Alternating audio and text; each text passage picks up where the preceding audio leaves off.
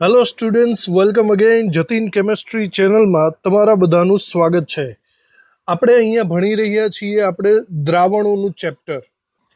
દ્રાવણોના ચેપ્ટરમાં આપણે અભિસરણ દબાણને લગતી થિયરિટિકલ વાતો કરી ચૂક્યા છીએ અને હવે આપણે એના એમસીક્યુની પ્રેક્ટિસ ઉપર જવાનું છે. મારું નામ છે જતીન પીપલિયા. ચલો શરૂ કરીએ આજનો સેશન. તો આજના સેશનમાં બધા એમસીક્યુ છે. તમે બધા એમસીક્યુને બરાબર નોટબુકમાં લખવાના છે અને જાતે સોલ્વ કરવાના છે. થિયરી જો બધી તમે વાંચેલી હશે તો તમને એમસીક્યુ સોલ્વ કરી શકશો આરામથી. જો આ ફર્સ્ટ એમસીક્યુ છે, બરાબર રીતે એને સોલ્વ કરવાનો પ્રયત્ન કરો. તમે તમારો પૂરતો ટાઈમ લઈ લો. બની શકે તો વિડીયોને આપણે પોઝ કરીને પણ તમે આ સવાલ સોલ્વ કરી શકો છો. ચલો તો તમે ટ્રાય કરેલી જ હશે. તો જુઓ, બે દ્રાવણો છે એક્સ અને વાય, એને અર્ધપારગમ્ય પડદા વડે અલગ પાડ્યા છે. જો દ્રાવકનું વહન, સ્પેશિયલી દ્રાવકનું વહન વાયથી ઝેડ તરફ હોય, તમને ખબર જ હશે આપણે આવી આકૃતિઓ દોરેલી જ છે થિયરીની અંદર, જેમાં એક પાત્ર લેવામાં આવે છે અને વચ્ચેની સાઈડ આપણે કંઈક અર્ધપારગમ્ય પડદો ગોઠવતા હોય છે. દાખલા તરીકે આ અર્ધપારગમ્ય પડદો છે, બરાબર. હવે આ અર્ધપારગમ્ય પડદાની આ બાજુ દાખલા તરીકે એક્સ દ્રાવણ છે અને આ બાજુ વાય દ્રાવણ છે, એવું આપણે માની લઈએ છીએ. અને અહીંયા એમ કીધેલું છે કે દ્રાવકનું વહન, જોજો બરાબર, વાયથી એક્સ તરફ થાય. એટલે કે દ્રાવક એટલે કે મોસ્ટ ઓફલી કોણ આવશે આપણે માટે? પાણી. ખબર છે ને, અર્ધપારગમ્ય પડદામાંથી માત્ર પાણીનું જ વહન આરપાર થઈ શકે છે. એનો મતલબ પાણી વાયથી એક્સ તરફ, આ બાજુ તરફ વહન પામે છે, બરાબર. તો આપણે સિચ્યુએશન જોવાની છે. તો તમે પહેલાં તો વાત સાંભળી લેજો કે આપણે એવી વાત થઈ હતી કે કોઈ પણ પાણીનું વહન ક્યારે થાય? જ્યારે પાણી વધારે જથ્થો હોય એના તરફથી ઓછા જથ્થા તરફ વહન થાય.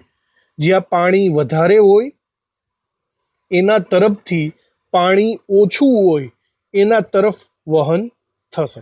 એનો મતલબ વાય દ્રાવણમાં પાણી વધારે હશે અને એક્સ દ્રાવણમાં પાણી ઓછું હશે.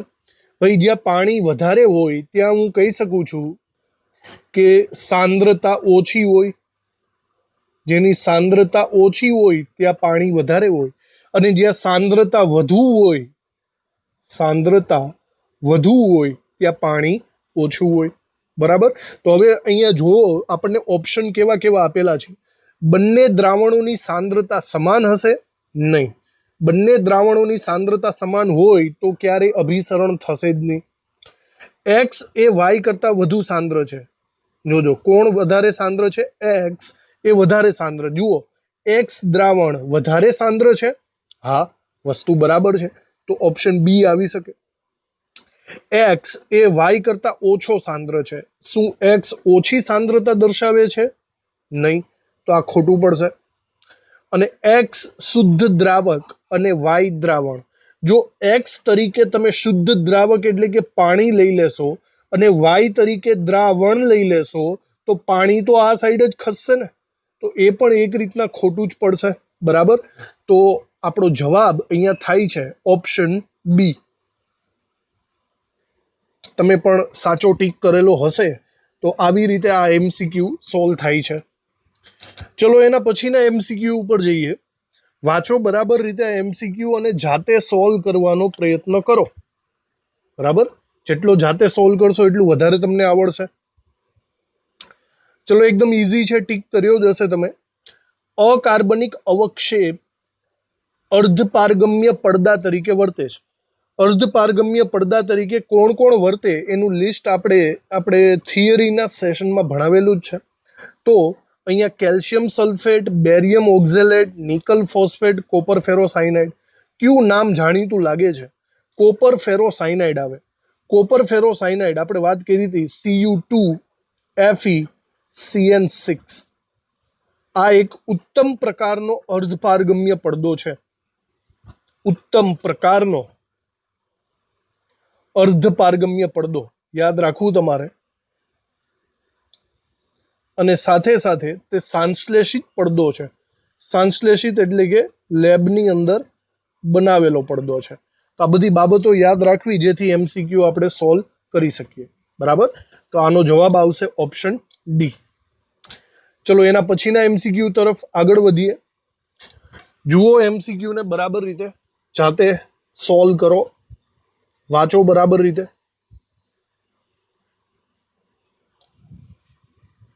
ઓકે, થઈ ગયો હશે.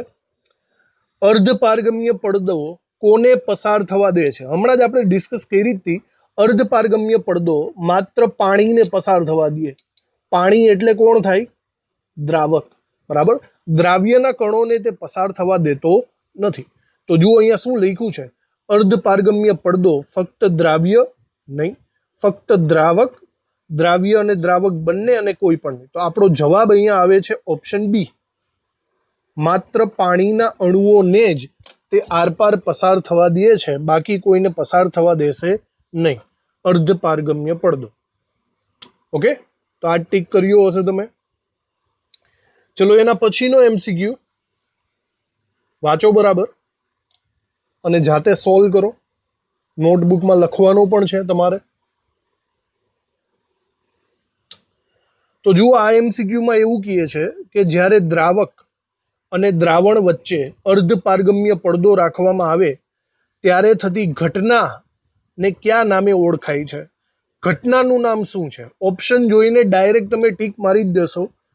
આ ઘટનાને શું કહેવામાં આવે છે? અભિસરણ. બરાબર, અભિસરણની ઘટના એટલે અર્ધપારગમ્ય પડદાની આજુબાજુ પાણીનું વહન થવું. સિમ્પલ આ એમસીક્યુ થઈ ગયો. એના પછી ઓકે, આ ખરા ખોટાના એમસીક્યુ છે. તમે વાંચો, અહીંયા 5 વિધાન આપેલા છે. 5 વિધાનમાંથી કયું વિધાન ખરું છે, કયું વિધાન ખોટું છે, બરાબર રીતે સોલ્વ કરવાનો પ્રયત્ન કરો. પહેલું આપણે જોઈએ, વનસ્પતિના વિવિધ ભાગોમાં પાણીનું પહોંચવું તે અભિસરણ દબાણને આભારી છે. બોલો, આવું આવેલું કંઈ ભણવામાં? યસ, આ સાચું છે. બરાબર, વનસ્પતિ મૂળ દ્વારા પાણીને શોષે છે અને તેના ઉપરના ટોચના ભાગે પાણી પહોંચે છે, કારણ કે એક કોષ બીજા કોષને પાણી આપે છે અર્ધપારગમ્ય પડદા દ્વારા. તો આ સાચું છે. બીજું, અભિસરણ દબાણના કારણે પ્રાણીઓના શરીરના વિવિધ ભાગોમાં પાણી પહોંચે છે. અભિસરણ દબાણના કારણે પ્રાણીના શરીરમાં, હવે પ્રાણી શરીરના જે કોષ હોય એમાં પણ કોષ દિવાલમાં અર્ધપારગમ્ય પડદા જ હોય ને, તો એમાં પણ આપણે એવું કહી શકીએ આ વિધાન સાચું છે. ત્રીજું જુઓ, ફૂલનું ખીલવું, કરમાવું એ અભિસરણ દબાણ દ્વારા નિયંત્રિત કરી શકાય છે. ફરીથી આ ઘટના આપણે થિયરીમાં જોઈ ગયા છીએ. તો ફૂલનું ખીલવું અને કરમાવું, ચલો એ પણ સાચું જ કહેવાય.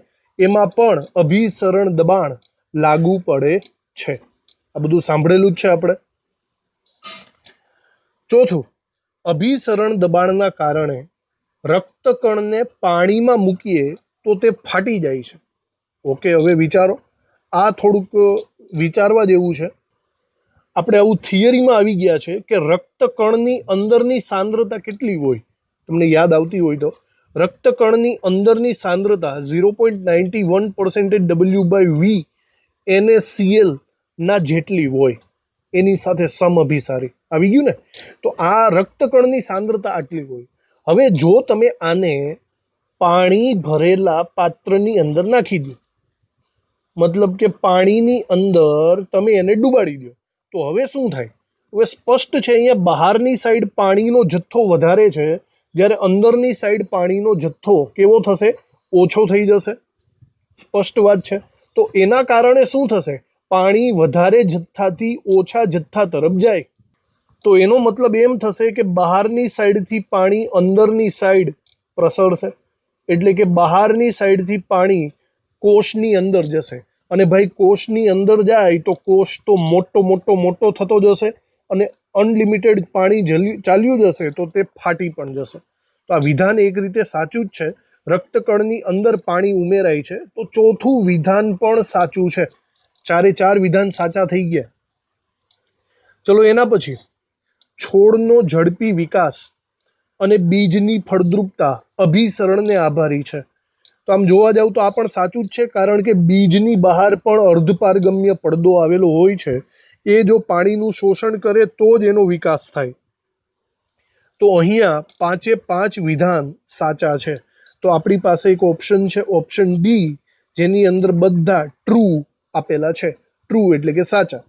તો આમાં આવા MCQ માટે થિયરીનો કોન્સેપ્ટ આપણને બરાબર ખબર હોવી જોઈએ. ચલો, તો આ MCQ આપણો ક્લિયર થઈ ગયો. નેક્સ્ટ જોઈએ તો થોડાક સૂત્ર તરફ આગળ વધીએ. ચલો વાંચો બરાબર. આ MCQ ને તમારે જાતે સોલ્વ કરવાનો છે.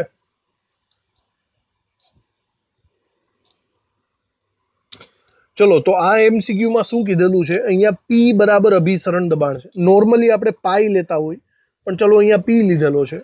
V એટલે કદ છે, T એટલે તાપમાન છે. તો ગાણિતીય સંબંધ ખોટો કયો છે? ખોટો સંબંધ આપણે શોધવાનો છે. તો ચલો પહેલા તો સૂત્ર યાદ કરો. સૂત્ર યાદ છે તમને? સૂત્ર આપણે સિમ્પલી આવું જ કહેતા હતા, PV બરાબર NRT. યાદ છે ને? અહીંયા પાઈ વી, આપણે અભિસરણ દબાણને પાઈની જગ્યાએ આ વખતે શું લેશું? T. તો આ સૂત્ર તો જાણીતું જ છે, PV બરાબર NRT. તો જુઓ પહેલા ઓપ્શનમાં આપણને શું કીધેલું છે? પહેલા ઓપ્શનમાં કીધેલું છે P ચલે છે 1/V. તો જો બાકી બધાને કાઢી નાખો, તાપમાન, R, N, તો V ને જો સામેની સાઈડ લઈ જાઓ તો P બરાબર 1/V થાય. P ચલે છે 1/V. તો એક રીતના આ સાચી વાત છે. બરાબર, P ચલે છે 1/V સાચું કહેવાય. બીજું જુઓ, P ચલે છે V. હવે જુઓ એ તો ખોટું જ પડશે. P ચલે છે 1/V વ્યસ્ત પ્રમાણ છે, સમપ્રમાણ હોતું નથી, એટલે આ વિધાન આપણું ખોટું પડશે. P ચલે છે T. ફરીથી આપણું સૂત્ર હતું PV બરાબર NRT. જો તમે બાકીના બધા સભ્યોને કાઢી નાખો અને માત્ર P અને T ને જ રાખો તો એક રીતના P ચલે છે T આપણું સાચું જ પડે છે ને? તો P ચલે છે T એ પણ સાચું છે. અને બીજું ઓપ્શન ડી, PV બરાબર અચળાંક. જો આપણું સૂત્ર છે PV બરાબર NRT. જો તમે PV ને એમને એમ રાખો અને બાકી બધાને કાઢી નાખો તો સિમ્પલ છે, અહીંયા કોઈ નથી એટલે કે અચળ સંખ્યા થાય. તો PV બરાબર અચળ એ પણ સાચું કહેવાય. તો આવી રીતે 3 ઓપ્શન સાચા છે, A, C અને D. અને આપણને પૂછેલું છે કયો ઓપ્શન ખોટો છે? તો આપણો સાચો જવાબ અહીંયા આવશે ઓપ્શન બી. ઓપ્શન બી એ ખોટું વિધાન છે, જે આપણો જવાબ છે. બરાબર. તો વધીએ હજી નેક્સ્ટ MCQ ઉપર. વાંચો બરાબર. MCQ એકદમ સિમ્પલ છે, આવડી જવો જોઈએ તમને. થઈ ગયો? તો દ્રાવણનું અભિસરણ દબાણ એ કયા સમીકરણ પરથી મળે છે એવું આપણને પૂછેલું છે. બરાબર. તો દ્રાવણના અભિસરણ દબાણનું સૂત્ર આપણી પાસે છે. આપણું એક સૂત્ર છે પાઈ વી બરાબર NRT. યાદ હશે? જો હું આને બીજી રીતે લખું તો અહીંયા જે N આપેલો છે એને હું મોલની જગ્યાએ વજનના છેદમાં આણ્વીય દળ કરી શકું છું. પાઈ વી બરાબર વજનના છેદમાં આણ્વીય દળ RT, આવું પણ લખી શકાય. હવે જો આ V ને હું પેલી સાઈડ લઈ જાઉં તો હું એને છેદમાં લખી શકું છું. બરાબર. તો આ V ને આ બાજુ લઈ જાઓ તો છેદમાં, તો એક રીતના આ પણ સૂત્ર થાય. હવે ચેક કરો બધા સૂત્ર. પહેલું સૂત્ર જુઓ, પાઈ બરાબર RT ના છેદમાં MV. પાઈ બરાબર RT ના છેદમાં MV. તો W અહીંયા આપેલો નથી એટલે આ ખોટું પડશે. બરાબર. બીજું, પાઈ બરાબર NRT થાય નહીં, પાઈ વી બરાબર NRT થાય. અહીંયા V આપવો જોઈએ, તો આ પણ ખોટું થાય. ઓપ્શન સી, પાઈ બરાબર MV ના છેદમાં WRT. હવે MV એકચ્યુઅલી છેદમાં આવે છે, અંશમાં નથી આવતો, તો અહીંયા એ ભૂલ છે. પાઈ બરાબર એટલે MV અંશમાં આવશે, તો આ પણ ખોટું. હજી એક જુઓ, પાઈ બરાબર WRT ના છેદમાં MV. જુઓ સ્પષ્ટ અહીંયા સૂત્ર બને જ છે, પાઈ બરાબર WRT ના છેદમાં MV. તો આપણું સૂત્ર બરાબર યાદ રાખજો, એના ઉપરથી દાખલાઓ આપણે ગણવાના થશે.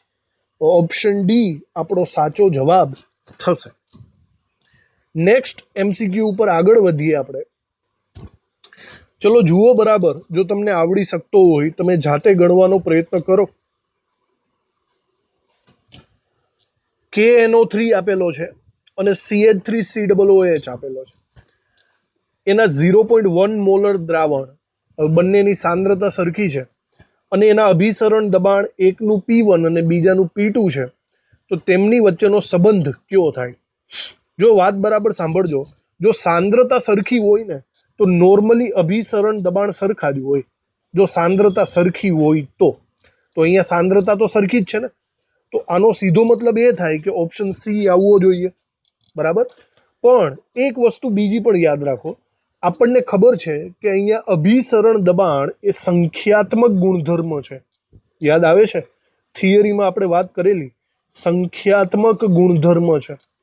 અને સંખ્યાત્મક ગુણધર્મનો મતલબ છે તે સંખ્યા ઉપર ડિપેન્ડ કરશે. બરાબર. હવે હું તમને એક સિમ્પલ પર્યાય આપું છું કે જેના આયનો નીકળતા હોય ને એને 2 વડે આપણે ગુણી નાખવાનું. મારી વાત બરાબર સાંભળજો. આપણી પાસે આપણું સૂત્ર છે પાઈ બરાબર NRT. સૂત્ર તો આ જ છે અભિસરણ દબાણનું. જો તમે ગ્લુકોઝ માટે આપણે આ સૂત્ર વાપરતા હોય તો તમે આ બેઠું સૂત્ર વાપરી શકો છો. પણ જો તમે NaCl માટે વાપરતા હોય તો આપણને ખબર છે NaCl માંથી Na+ અને Cl- 2 આયનો નીકળે છે. બરાબર. જો 2 આયનો નીકળે ને તો પાઈ બરાબર તમારે અહીંયા 2 વડે ગુણાકાર કરવો પડે. સમજાય છે? આને આપણે અભિસરણ દબાણનો સંખ્યાત્મક ગુણધર્મ કહીશું. જેટલા આયનો નીકળે એના વડે ગુણાકાર કરવો પડે. ક્લિયર વાત છે? તો અહીંયા આપણે એક સિમ્બોલ દ્વારા પ્રદર્શિત કરીએ. આપણે એને સિમ્બોલ આપશું આઈ તરીકે. બરાબર.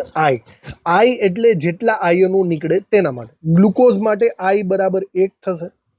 NaCl માટે આઈ બરાબર 2 થશે. સમજાણું વાતમાં? તો હવે તમે ઉપરની સિચ્યુએશન જુઓ. ઉપરની સિચ્યુએશનમાં અહીંયા પહેલાં તો વિચારો, સાંદ્રતા બેયની સરખી છે પણ આયનો કેટલા નીકળે? KNO3માં કેટલા આયનો નીકળે છે? KNO3માં સ્પષ્ટ છે K+ અને NO3- આ 2 આયનો નીકળશે. બરાબર. 2. અને બીજું છે CH3COOH. એકચ્યુઅલી આમાંથી પણ 2 આયનો નીકળે, CH3COO- અને H+. પણ તમને સ્પષ્ટ યાદ હશે કે આ જે એસિટિક એસિડ છે એ નિર્બળ છે. યાદ આવે? સંતુલન ચેપ્ટર ધોરણ 11. જો નિર્બળ હોય તો એમાંથી આયનો ઓછા નીકળે. ખબર પડી? આયનો ઓછા નીકળે. ચલો, in doubt, in the sense આપણે એમ કહી શકીએ આ 2 માંથી વધારે પડતા આયનો શેમાં નીકળ્યા? વધારે પડતા આયનો નીકળે છે KNO3માં. બરાબર. અને વિચારો, આપણે સંખ્યાત્મક ગુણધર્મમાં એવું કહેતા હતા કે જેના આયનો વધારે એનો ગુણધર્મ વધારે. તો હું અહીંયા લખી શકું છું કે જેના આયનો વધારે એનું અભિસરણ દબાણ પાઈ વધારે. તો એક રીતના અહીંયા KNO3 એટલે કે P1 વધારે હશે અને P2 ઓછો હશે. P1 વધારે, P2 ઓછો. તો આપણો જવાબ અહીંયા આવશે ઓપ્શન એ. આ MCQને બરાબર સમજવાનો પ્રયત્ન કરજો. સંખ્યાત્મક ગુણધર્મ આગળ જઈને ઘણા બધા સવાલો આવવાના છે. આયનો ઉપર ડિપેન્ડ કરે છે. બરાબર. ચલો એના પછી આપણે જોઈએ આ MCQ તરફ. જાતે સોલ્વ કરો. ઇઝી છે, આવડી જાય. ટીક કરી દીધું હશે. તો આઇસોટોનિક દ્રાવણ શું ધરાવે છે? તમને યાદ હશે મેં કીધેલું કે ઇંગ્લિશ નામ તમારે સ્પેશિયલી યાદ રાખવા પડશે. આઇસોટોનિકનો મતલબ થાય સમઅભિસારી. સમઅભિસારી. બરાબર. અભિસરણ દબાણ જેના સમાન હોય એને આઇસોટોનિક કહેવાય. આવા 2 નામ બીજા પણ હતા. જો તમને યાદ હોય તો બરાબર કરજો કે હાઇપરટોનિક. હાઇપર એટલે વધારે, એનો મતલબ થશે અતિ અભિસારી દ્રાવણો. બીજું એક હતું હાઇપોટોનિક. હાઇપોટોનિક દ્રાવણ. હાઇપો એટલે કે ઓછું થાય, તો હાઇપર અને હાઇપો ઉપરથી જોવાનું. હાઇપોટોનિક એનો મતલબ થશે અલ્પ અભિસારી દ્રાવણો. બરાબર. તો આવી રીતના આ નામ ખાસ તમારે યાદ રાખવાના છે. તો અહીંયા આપણને પૂછ્યું છે આઇસોટોનિક, ધેટ મીન્સ થશે સમઅભિસારી દ્રાવણો. તો ઓપ્શન જુઓ એમાં શું હોય? સમાન તાપમાન હોય, સમાન અભિસરણ દબાણ, સમાન કદ કે સમાન દ્રાવ્યનો જથ્થો. સ્પષ્ટ છે ઓપ્શન બી આવશે, સમાન અભિસરણ દબાણ થશે. ઓકે. નામ, ઇંગ્લિશના નામ છે એને તમારે સ્પેશિયલ યાદ રાખવા પડશે. સમજાઈ ગયું વાતમાં? ચલો આગળ વધીએ હજી.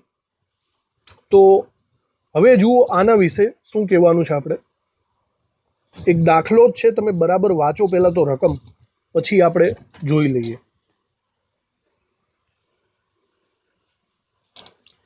ચલો તો આ દાખલો ગણશો તમને વાર લાગશે. વિડીયોને પોઝ કરીને જો તમને આવડતો હોય તો જાતે પણ તમે ગણી શકો છો. વિડીયોને ચોંટાડી દેવાનો, તમારો ટાઈમ લ્યો પૂરેપૂરો.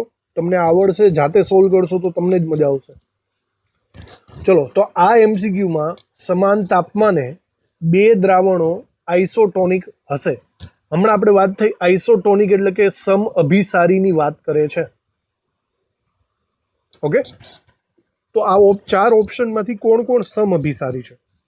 પહેલા તો જુઓ આ ચાર ઓપ્શનની અંદર કઈ કઈ વસ્તુ આપી છે. સુક્રોઝ અને ગ્લુકોઝ, સુક્રોઝ, ગ્લુકોઝ, સુક્રોઝ અને NaCl છે.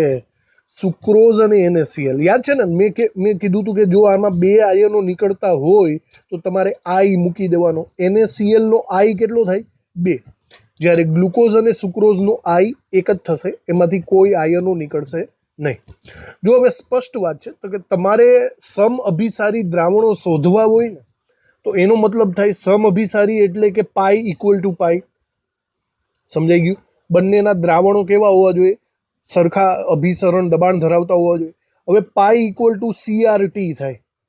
સૂત્ર યાદ છે ને? પાઈ ઇક્વલ ટુ CRT. તો એક રીતના વિચારો કે જો તાપમાન સમાન હોય તો બંને સાઈડથી ઉડી જાય. આર સમાન હોય, મતલબ આર તો અચળાંક જ છે, એ બી ઉડી જાય. તો ઓવરઓલ બંનેની સાંદ્રતા સરખી હશે ને, સાંદ્રતા, તો એ બંનેને સમઅભિસારી દ્રાવણો કહેવા પડે. તો સાંદ્રતા સરખી કરવા માટે આપણે આ બધાની સાંદ્રતા શોધી લઈએ. સમજાઈ ગયું વાતમાં? તો જ તમને ખબર પડશે. ચલો તો પહેલી વાત આપણે જોઈએ, ઓપ્શન એ તરફ જઈએ. બરાબર, ઓપ્શન એમાં જુઓ કે સાંદ્રતા કોની સમાન આવે છે. પહેલાં જુઓ સુક્રોઝથી વાત ચાલુ કરીએ. સુક્રોઝમાં આપણે વજનના છેદમાં આણ્વીય દળ કરો એટલે મોલ મળે, અને બંનેમાં પ્રતિ લિટર આપ્યા જ છે એટલે કે સાંદ્રતા મોલારિટી ઓટોમેટિક થઈ જશે. તો તમે અહીંયા વજનના છેદમાં આણ્વીય દળ કરવાની ટ્રાય કરો. સુક્રોઝ માટે તમે એવું કહી શકો છો 3.24 ના છેદમાં આણ્વીય દળ. તમને યાદ હોવો જોઈએ ભાઈ, વારંવાર આપણે આવે છે. સુક્રોઝ એટલે કે ખાંડનો અણુભાર કેટલો થાય? 342 થાય. સમજાણું? તમે આ ભાગાકાર કરો. જો કેલ્ક્યુલેટર આપણે યુઝ કરીએ તો 3.24 ભાગાકારમાં 342 કરીએ તો મને જવાબ મળે છે અહીંયા 0.0094 જેટલો. 0.0094 જેટલો. આ ગણતરી કરવી પડશે. અને આ આપણા મોલ થયા, મોલ પ્રતિ લિટર, ધેટ મીન્સ મોલારિટી થઈ ગઈ. આ સુક્રોઝની વાત થઈ. બરાબર. સિમિલર એ જ રીતના સામેની સાઈડ આપણે ગ્લુકોઝની વાત કરી નાખીએ. બરાબર. ચલો ગ્લુકોઝમાં આપણને 0.18 ગ્રામ આપ્યા છે. જો અહીંયા હું વજનના છેદમાં આણ્વીય દળ કરું તો ગ્લુકોઝનું આણ્વીય દળ યાદ આવે છે કોઈને? આ ભાઈ યાદ રાખવાનું છે. ગ્લુકોઝનું આણ્વીય દળ 180 થાય. તો આપણને 0.18 ભાગ્યા 180 કરવાનું થાય તો મને મળે છે 0.001. બરાબર. આવી રીતે આપણને જવાબ મળશે 0.001. તો જુઓ બંનેની સાંદ્રતા સરખી મળી આમાં?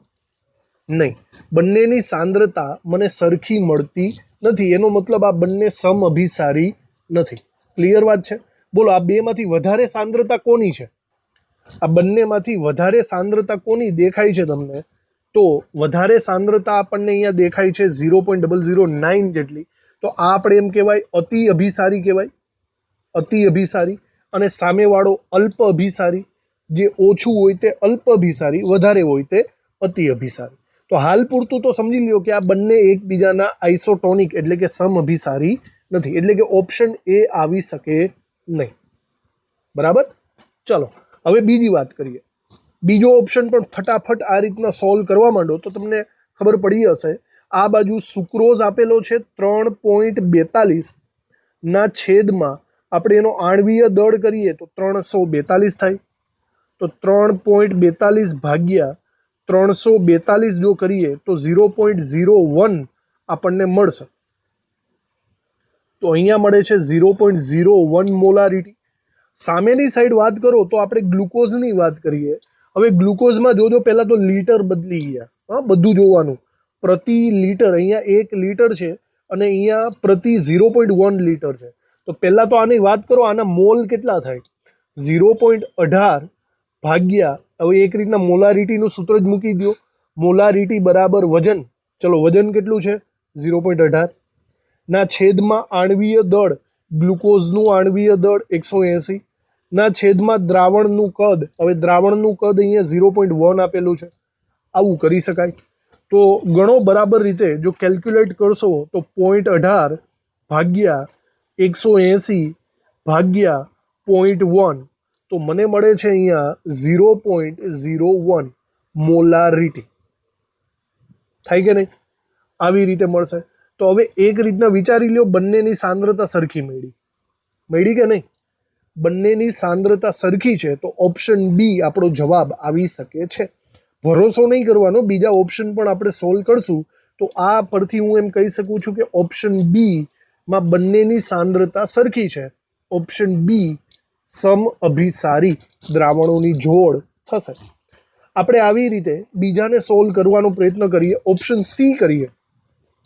ઓપ્શન સીમાં 3.24 સુક્રોઝ પ્રતિ લીટર. તો આપણે હમણાં ગણ્યો તો એવી જ રીતના જ છે. 3.24 ભાગ્યા 342 કરીએ આપણે તો 0.0094 થાય છે. અહીંયા આપણને મળશે 0.0094 મોલારિટી સુક્રોઝની. હવે NaClની, જો ભાઈ જે જવાબ આવે એને 2 વડે ગુણાકાર કરવો પડશે. બરાબર? તો તમે અહીંયા વિચારો, પહેલાં તો સાંદ્રતા થાય છે કેટલી? અહીંયા આપેલું છે 0.585, આ વજન છે. એના છેદમાં આણ્વીય દળ કરો NaClનું. બોલો, સોડિયમનો કેટલો હોય? 23 અને ક્લોરીનનો 35.5. તો એનું આણ્વીય દળ થાય છે 58.5. સમજાય છે? હવે આ બંનેનો ભાગાકાર કરો તો 0.585 ભાગાકારમાં 58.5 જો આપણે કરીએ તો મને મળે છે 0.01 મોલારિટી. તો વિચારો, આ બંને સાઈડની મોલારિટી સરખી મળતી નથી. બરાબર? હાલો, હવે બોલો, આમાં અતિ અભિસારી કોણ થાય? હાઈપર. વધારે કોની સાંદ્રતા છે? તો બંનેમાં જેની વધારે સાંદ્રતા હોય તો અહીંયા એક રીતના સ્પષ્ટ છે. અહીંયા 0.001, તો હું એને અતિ અભિસારી અથવા તો હાઈપર ટોનિક દ્રાવણ કહી શકું છું. અને જેની સાંદ્રતા ઓછી છે એને હું હાઈપોટોનિક દ્રાવણ કહી શકું છું. તો આપણો જવાબ ઓપ્શન સી થવાનો નથી. પણ કંઈ નહીં, ગણતરી તો આપણે કરી લીધી. ઓકે, ચલો, આ પણ જવા દીધું આપણે. ઓપ્શન સી પોસિબલ નથી. ત્યારબાદ ઓપ્શન ડી આપણે જોઈ લઈએ. ઓપ્શન ડીમાં ફરીથી 3.42 ગ્રામના છેદમાં સુક્રોઝ એટલે કે વજનના છેદમાં આણ્વીય દળ થશે 342. આનો જવાબ હમણાં જ આવી ગયો તો 0.01 મોલારિટી. હાલો, આ થઈ ગયું. હવે NaCl એટલે 2 વડે ગુણાકાર કરવાનો. અહીંયા જુઓ 1.17 આપ્યું છે. વજનના છેદમાં આણ્વીય દળ કરો. NaClનો હમણાં આપણે જોયો તો 58.5. તો જો આપણે 1.17 ભાગ્યા 58.5 કરીએ તો મને અહીંયા જવાબ મળે છે 0.02 મોલારિટી. બરાબર? અને આને પાછા 2 વડે ગુણાકાર કરવાના છે તમારે. અને 2 વડે આગળ આપણે કર્યા નહોતા પણ કરવા પડશે. 2 વડે ગુણાકાર કરો એટલે ઓવરઓલ ગુણાકારમાં 2 0.04 મોલારિટી થશે. તો વિચારો, અહીંયા બંનેની સાંદ્રતા સરખી મળી નહીં. જે વધારે છે એને આપણે નામ આપશું હાઇપરટોનિક. તો NaCl આ વખતે હાઇપરટોનિક થશે, જ્યારે સુક્રોઝનું દ્રાવણ આ વખતે હાઇપોટોનિક થશે. તો બહુ સમય લીધો પણ બરાબર સમજવા જેવો આ દાખલો છે. બરાબર?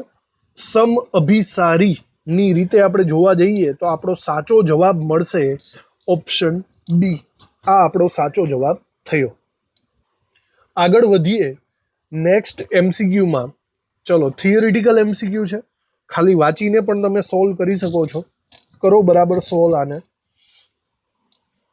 થઈ ગયો હશે. અચળ તાપમાને દ્રાવણનું અભિસરણ દબાણ એ મોલર સાંદ્રતાના ખાલી જગ્યા હોય છે. સમપ્રમાણ, વ્યસ્ત પ્રમાણ, વર્ગ પ્રમાણ. તો ભાઈ સૂત્ર જ લખી નાખો ને. સૂત્ર થાય આપણું પાઈ ઇઝ ઇક્વલ ટુ CRT. થાય છે કે નહીં? આ છે અભિસરણ દબાણ, આ છે સાંદ્રતા. જો તમે બાકીના બધાને કાઢી નાખો તો સ્પષ્ટ છે અહીંયા પાઈ ચલે છે સી આવે, અને ચલે છે એટલે આપણો જવાબ આવે સમપ્રમાણ. પાઈ એ સાંદ્રતાના સમપ્રમાણમાં હોય છે. તમે પણ આ ટીક કર્યો હશે. ઓપ્શન એ સમપ્રમાણ આવે. ચલો એના પછીનો MCQ જોતા જઈએ. એના પછી આપણે જોવાનું છે નીચેના પૈકી ક્યુ દ્રાવણ હાઇપોટોનિક છે. યાદ કરો, બે શબ્દો હતા, હાઇપો અને હાઇપર. હાઇપો એટલે ઓછું, અલ્પ અભિસારી. તો તમે બસ એટલું કહો કે આ ચાર ઓપ્શનમાંથી કોની સાંદ્રતા ઓછી છે. જેની સાંદ્રતા ઓછી હશે એનું અભિસરણ દબાણ પણ ઓછું જ હશે. પણ જોજો પાછું બીજી વાત એ છે કે અહીંયા જુઓ સબસ્ટન્સ કેવા આપેલા છે. આમાંથી આયનો નીકળશે. જેમાંથી આયનો નીકળે એને તમારે ગુણાકારમાં લેવા પડે. તો ચલો જાતે સોલ્વ કરો. આ ચારમાંથી ઓછી સાંદ્રતા કોની થાય? ટીક કરો તમે બરાબર રીતે, પછી વાત કરીએ. આમાં એકચ્યુઅલી બધાની સાંદ્રતા સરખી જ આપી છે, તો તમારે આયનો ઉપર જ જવું પડશે. બરાબર વિચારો, NaCl આમાંથી કેટલા આયનો નીકળે? આમાંથી 2 આયનો નીકળશે. તો 0.1 ગુણ્યા 2 કરો તો ઓપ્શન એ આપણને મળશે 0.2 સાંદ્રતાની રીતે. ઓપ્શન બી જુઓ. ઓપ્શન બી ખાંડમાંથી કોઈ પણ આયનો નીકળતા નથી, તો 0.1 ગુણ્યા 1 એટલે કે 0.1 જ થશે. ઓપ્શન સી જુઓ, Na2SO4. હવે વિચારો, Na2SO4 કેટલા આયનો નીકળે આમાંથી? 2 ને 1 3. 3 આયનો નીકળે, તો 3 ગુણ્યા 0.1 કરો, 0.3 થશે. ત્યારબાદ FeCl3. FeCl3 માંથી 3 Cl અને 1 Fe એટલે કે 4 આયનો નીકળશે. 0.1 ગુણ્યા 4 કરો તો આપણને અહીંયા સાંદ્રતા મળે છે 0.4. બરાબર. તો જુઓ, સૌથી ઓછી સાંદ્રતા હશે એનું અભિસરણ દબાણ ઓછું હશે. કોણ આવે છે? ઓપ્શન બી આવે છે. ઓપ્શન બી એ આપણો અલ્પ અભિસારી એટલે કે હાઇપોટોનિક દ્રાવણ થયું કહેવાય. સમજાઈ ગયું? તમે પણ આ ટીક કર્યું હશે. તો આગળ વધીએ. આના જેવા જ MCQ સોલ્વ કરવાના છે આપણે. નેક્સ્ટ MCQ વાંચો બરાબર. આગળના જેવો જ MCQ છે, આ તમને પ્રોપરલી આવડવો જોઈએ. જાતે સોલ્વ કરો, વિડીયોને પોઝ કરો, ટીક કરો. ઓકે, તમે ટ્રાય કરી લીધી હશે. અહીંયા આપણને હાઇપરટોનિકની વાત કહી રહી છે. હાઇપર એટલે કે વધારે, એનો મતલબ અતિ અભિસારી થાય. ચાલ, અતિ અભિસારી આમાંથી કોણ છે? અતિ અભિસારી એટલે કે આપણે સાંદ્રતા વધારે જોવાની છે. આગળની જેમ જ આપણે સોલ્વ કરતા જઈએ. સૌથી પહેલા ઓપ્શન એ FeCl3. કેટલા આયનો નીકળે? 4. આ 4 આયનોને સાંદ્રતા વડે ગુણાકાર કરો તો આપણને મળશે 0.04 સાંદ્રતા. Option B NaOH. NaOH એટલે કે કેટલા આયનો થશે? 2. આ 2 આયનોને આની વડે ગુણાકાર કરો 0.01 વડે તો આપણને મળશે 0.02. ઓપ્શન સી યુરિયામાંથી આયનો નીકળતા નથી, પોતે એક જ હોય. 0.1 ગુણ્યા 1 એટલે કે 0.1. ત્યારબાદ Na2SO4 સોડિયમ 2, SO4 1 એટલે ટોટલ 3 આયનો નીકળશે. 0.1 વડે 3નો ગુણાકાર કરો તો 0.3 થાય. તો જુઓ, વધારે સાંદ્રતા કોની છે? વધારે સાંદ્રતા મળે છે ઓપ્શન ડી. ઓપ્શન ડી એ આપણા માટે હાઇપરટોનિક અથવા તો અતિ અભિસારી કહેવાશે. સમજાઈ ગયું? આનો જવાબ આવશે ઓપ્શન ડી. ચલો હજી આગળ વધીએ આપણે નેક્સ્ટ MCQ તરફ. હવે મોસ્ટ ઓફલી બધા ગણતરીવાળા MCQ છે જેને આપણે સોલ્વ કરવાના છે. જુઓ, આ MCQ ને વાંચો બરાબર રીતે, જાતે સોલ્વ કરો. ઇઝી છે, આવડી ગયેલું હોવું જોઈએ. આના વિશે હમણાં જ આગળ ચર્ચા મેં કરી લીધી. દર્દીને આપતા સેલાઇન વોટર NaCl, મતલબ જ્યારે આપણે બીમાર હોય ત્યારે આપણે બાટલો ચડાવીએ ને, એ બાટલાની અંદર સાંદ્રતા 0.91% W/V કરતાં ઓછી હોય તો શું થાય? તો આપણને ઓપ્શન્સ આપેલા છે RBC. ચલો, RBC નો મતલબ તમને ખબર જ હોવી જોઈએ. RBC નો મતલબ થાય રેડ બ્લડ સેલ, રક્તકણ જેને કહે ને, લાલ કોષો. તો રક્તકણ આપણા લોહીની અંદર હોય. તો ઇન શોર્ટ આપણા રક્તકણો કેવા થાય? સંકોચાય, ફૂલે, કોઈ અસર ન થાય કે કહી ન શકાય, એ આપણે કહેવાનું છે. ઓકે, તો પેલા વિચારવાનું છે કે આપણે આગળ પણ વાત થઈ ચૂકી છે, આપણો જે રક્તકણ હોય ને એની અંદરની સાંદ્રતા કેટલી હોય? યાદ કરો, અંદરની સાંદ્રતા હોય 0.91% W/V NaCl જેટલી. આ એની સાંદ્રતા હોય. સમજ પડી?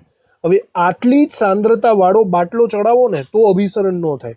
પણ આ લોકોએ જુઓ કેવો બાટલો ચડાવ્યો છે, 0.91% W/V કરતાં ઓછો. મતલબ જ્યારે આની આજુબાજુ, જ્યારે તમે બાટલો ચડાવશો ત્યારે આની આજુબાજુ એ બાટલાનું પાણી આવી જશે, રક્તકણની આજુબાજુ, અને આજુબાજુનું પાણીની સાંદ્રતા ઓછી થશે. 0.91% W/V કરતાં ઓછી સાંદ્રતા છે. તો કમ્પેરિઝનમાં જુઓ, રક્તકણની અંદર વધુ સાંદ્રતા, એની બહાર ઓછી સાંદ્રતા. આપણે એવી વાત કરેલી કે પાણી વધારે જથ્થા તરફથી ઓછા જથ્થા તરફ જાય. તો વિચારો, આ બંને સિચ્યુએશનમાં પાણી વધારે કઈ બાજુ છે? જ્યાં ઓછી સાંદ્રતા હોય ને ત્યાં પાણી વધારે હોય. યાદ આવે છે? સાંદ્રતા ઓછી તો પાણી વધારે. તો વધારે પાણી જ્યાં છે ત્યાંથી અંદર તરફ જશે, ઓછા પાણી તરફ. એનો મતલબ બહારથી અંદર તરફ પાણી પ્રસરવા લાગશે. રક્તકણોની અંદર જો પાણી વહેવા લાગે તો રક્તકણ મોટો થાય, ફૂલે અને ફાટી જાય. તો આપણો અહીંયા સાચો જવાબ જો તમે જુઓ તો ઓપ્શન બી આપણો સાચો જવાબ થશે. રેડ બ્લડ સેલ ફૂલી જશે, ફાટી જશે. સમજાઈ ગયું વાતમાં? તો ચલો, આજનો આ સેશન આપણે અહીંયા કમ્પ્લીટ કરીએ, કારણ કે આજે આપણે જેટલું પણ ભણાવેલું છે મોસ્ટ ઓફલી થિયરિટિકલ આવ્યું છે. દાખલાઓને લગતો MCQs હજી બાકી છે. સૂત્ર બરાબર પાકા કરો. આ તમે JEE નીટ લેવલ ઉપર પણ લઈ જઈ શકો છો. દરેકે દરેક પ્રકારની ગણતરીના MCQs તમને આવડવા જોઈએ. હવે આપણે નેક્સ્ટ સેશનમાં મળશું. એમાં પણ આપણે અભિસરણ દબાણના દાખલાઓને કન્ટિન્યુ કરશું, કારણ કે ઘણી બધી વેરાયટી હજી ભણવાની બાકી છે. બરાબર, એ આપણે જાતે સોલ્વ કરશું ત્યારે આપણને આવડશે. તો તમે આ બધી જેટલા પણ MCQ આપણે કરાવેલા છે એ બધા તમે નોટબુકમાં લખો બરાબર રીતે. જાતે સોલ્વ કરવાનો પ્રયત્ન કરો, તમારા મટીરિયલમાંથી પણ સોલ્વ કરો, તો તમને કોન્ફિડન્સ આવશે. બરાબર, થેન્ક યુ આ સેશન ભરવા માટે. મળીએ નેક્સ્ટ સેશનમાં.